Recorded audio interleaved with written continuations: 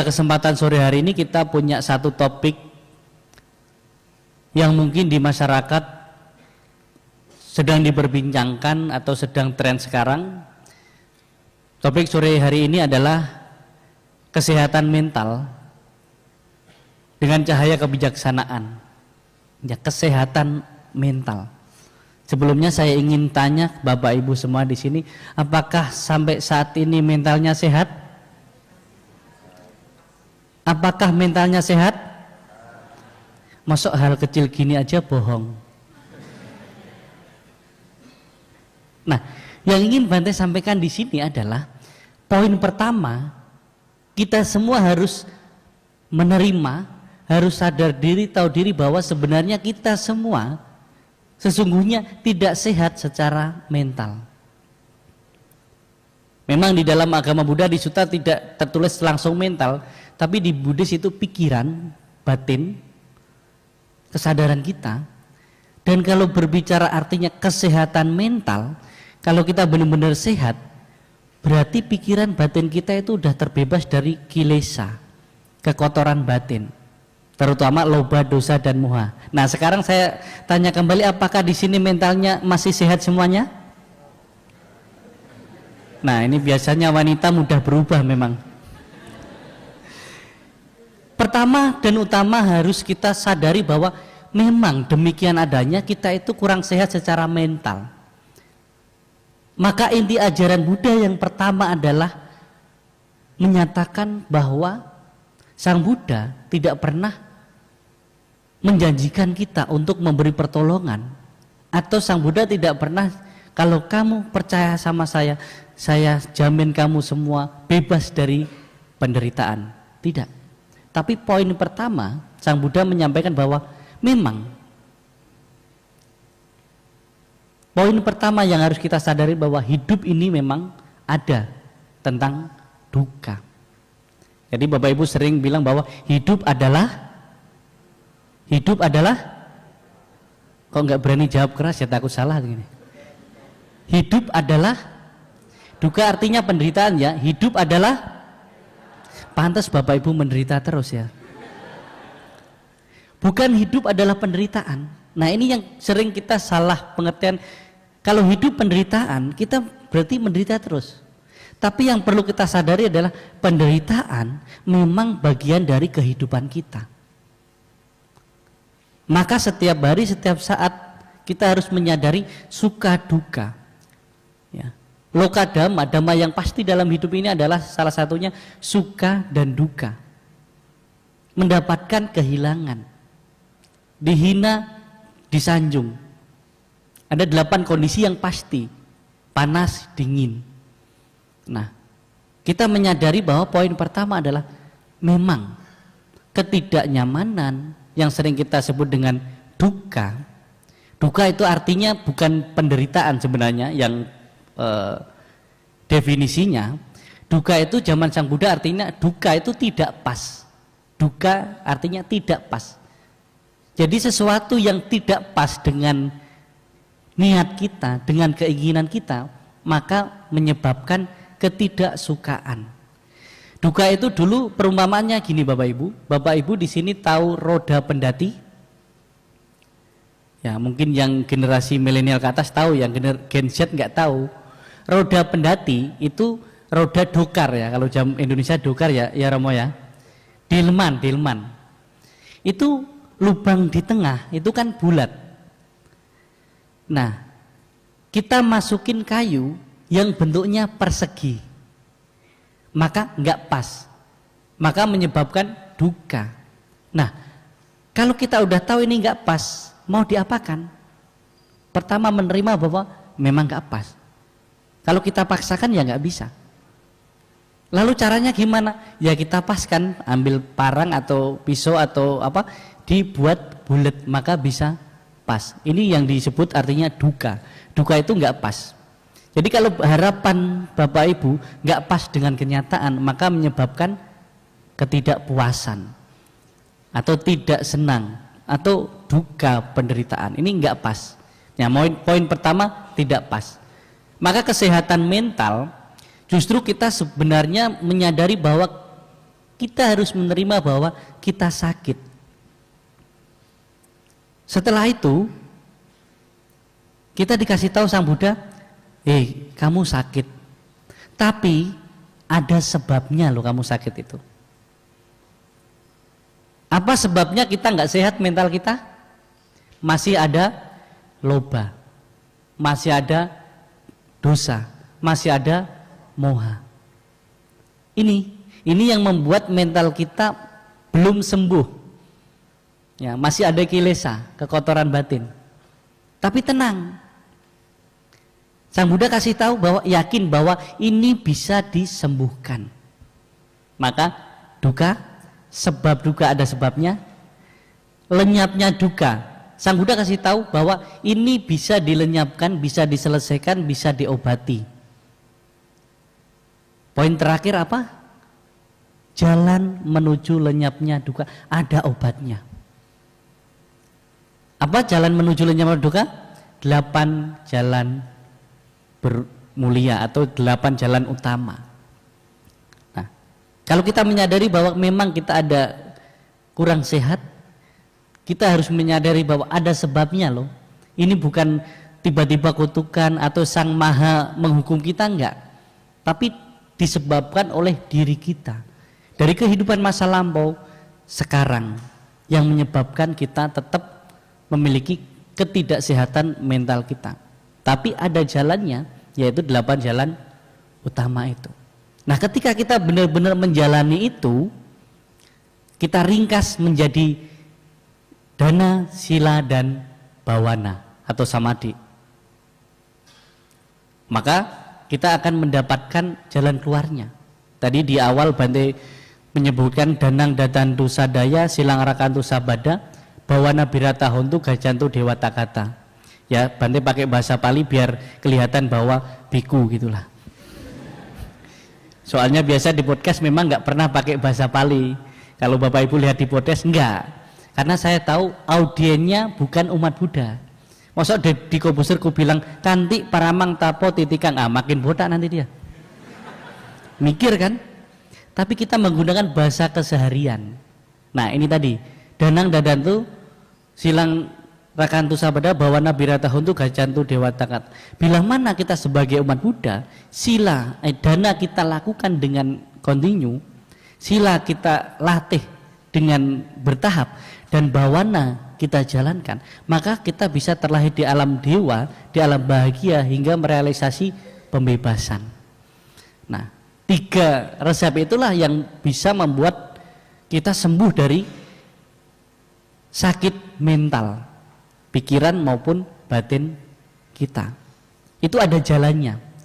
Kita sebenarnya sebagai umat Buddha maupun topik-topik overthinking lah, kesehatan mental lah, FOMO dan lain sebagainya, kita punya resepnya, punya obatnya.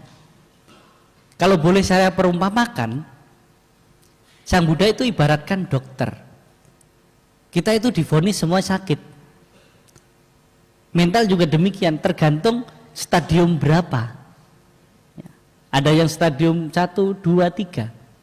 Kita lihat kalau zaman Sang Buddha seperti Romo pimpin tadi memohon Aradhana Dhamma Desana, banyak ada sedikit debu di mata mereka, maka ajarkanlah Dhamma. Itu zaman Sang Buddha, sedikit debu di mata mereka.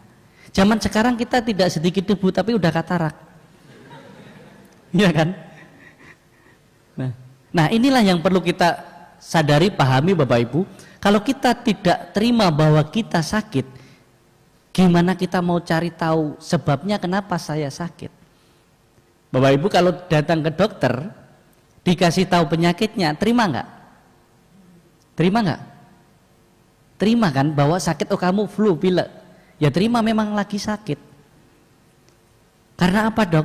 Karena banyak minum es, karena hujan-hujan. Bisa disembuhkan nggak? Tenang, bisa disembuhkan. Obatnya apa? Nah ini obatnya. Dikasih resep obat. Atau perlu dirawat. Ibaratkan Buddha itu dokternya. Obat-obat ini tadi itu dharma, ajaran Buddha. Nah susternya siapa? Para Bante, Sangha. Jadi Bapak Ibu kalau udah dapat obat, udah punya obat, udah tahu obatnya, pas masih ragu, atau pas lupa, usahakan tanya suster. Jangan asal-asal, oh kayaknya tadi sekali minum 5 lah gitu. Ya pas diminum overdosis. Maka banyak umat Buddha, kita tidak sekedar pinter secara dharma, ketika kita ragu, ketika kita lupa misalnya pas mau praktek dharma sesuatu, sebisa mungkin tanya Romo Panditanya, atau ketika di wihara itu Bante tanya, agar kita makin yakin. Nah, terutama kadang meditasi ya, pas meditasi, oh Bante saya mau meditasi. Banyak sekarang orang belajar meditasi ke sana ke sini udah menjadi tren. Pas saya tanya kamu meditasi mau apa? Oh Bante saya mau melihat yang tidak kelihatan. Kan lucu ya, mau melihat yang tidak kelihatan. Udah jelas tidak kelihatan, kok mau dilihat gitu. Ada yang bilang, oh Bante saya tadi baru duduk 30 menit, tiba-tiba Buddha turun di depan saya. Ada yang begitu, ada ya. Atau melihat yang tidak kelihatan, atau bisa melihat alam lain dan lain sebagainya. Baru duduk sekali 2 kali di wihara katanya bisa melihat sesuatu ini dan itu. Oh itu berarti apa? Yang bisa melihat alam lain apa namanya? Yang saya bisa mencium aroma-aroma itu? Indigo. Ya saya bilang ya memang indigo. Apa Bante indigo? Indikasi gangguan otak gitu. Kalau kita salah, motivasi meditasi salah, walaupun meditasi itu bagus, memang harus kita latih. Tapi kalau motivasinya salah, ya jadinya itu tadi indigo. Katanya bisa melihat ini, bisa melihat itu dan lain sebagainya, yang sebenarnya adalah ciptaan dari pikiran kita. Apalagi kalau kita sering baca buku meditasi, baca buku Achanman yang tebel berapa senti itu, pas kita duduk meditasi seolah-olah, oh ini kayaknya seperti yang di buku Achanman saya gitu. Nah maka butuh yang namanya suster tadi. Susternya adalah sangha, konsultasi kembali, meyakinkan apakah sudah benar belum cara minum obat saya, cara minum obat ini sehari berapa kali, terus obat ini dosisnya apa saja. Nah ini penelitian terbaru Bapak Ibu yang saya teliti sendiri, ya ini dari swasta, jadi saya meneliti sendiri. Kenapa kebanyakan kita sebagai umat Buddha, biasa umat bilang, oh Bante susah sekali ternyata praktek dharma ini, sulit sekali praktek meditasi ini. Sebenarnya bukan sulit, tapi Bapak Ibu sering mengkonsumsi obat di luar dosis atau dosisnya lebih tinggi. Ingat, Sang Buddha mengajarkan dharma kepada 2 elemen. Pertama adalah kepada pabajita. Pabajita artinya adalah para biku, bikuni, samanera, samaneri, atau atasilani. Yang kedua, Sang Buddha mengajarkan dhamma itu kepada garawasa, yaitu umat perumah tangga. Nah kelebihan kita di Indonesia ini Bapak Ibu, maupun Bante, Romo, mungkin Dhamatuta dan lain sebagainya, kita berbagi dhamma itu, semua topik, semua dosis kita bagikan. Pik pabajita pun kita bagikan ke perumah tangga. Maka kalau kita tidak memilah dan memilih mana yang hanya sekedar pengetahuan dharma dan mana yang untuk kehidupan perumah tangga sehari-hari, maka Bapak Ibu overdosis. Ya. Ini penting sekali. Kan ada orang yang biasa pulang dari retreat, begitu pulang ke rumah, pas sampai rumah, biasa ibu-ibu pulang retreat, pulang dari rumah, suaminya di rumah, jalannya pelan-pelan, 1, 2, jalan pelan-pelan kayak pas di retreat. Jadi suaminya bilang, oh ini istri saya pulang dari retreat kesambet atau gimana gitu. Nah maka pas kita pulang retreat itu ibaratkan kalau frekuensi radio itu 002. Nah pas pulang sebagai perumah tangga ke rumah harus kembali ke 001, setelan perumah tangga. Sampai sini paham ya Bapak Ibu? Begitu juga di tempat retreat kan makan sekali atau 2 kali. Nah pas pulang sebagai perumah tangga kembali 5 sila, pas ajak makan di mana, ya kembali ke setelan. Jangan nanti, oh saya nggak mau makan. Saya ingin seperti di retreat. Begitu juga tidurnya, biasanya tempat tidur retreat kan tempat tidur para bante sepertinya, dan lebih tipis kadang. Jangan nanti sampai rumah, oh kasur ini kayaknya kita jual aja, ganti yang tipis.